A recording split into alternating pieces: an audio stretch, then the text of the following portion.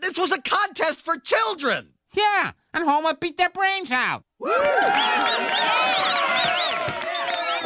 can't stand it any longer. This whole plan is insane. Insane, I tell you.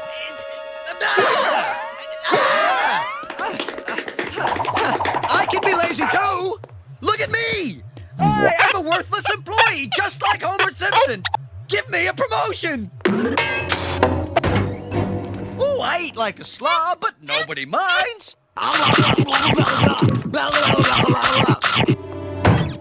peeing on the seat. Give me a raise. Now I'm returning to work without washing my hands. But it doesn't matter because I'm Homer Simpson.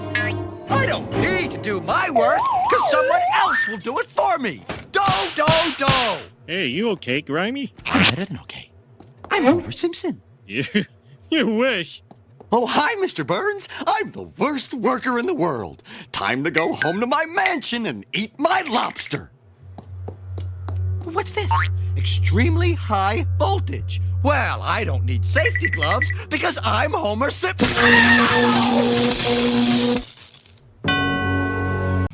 Change the channel, Marge.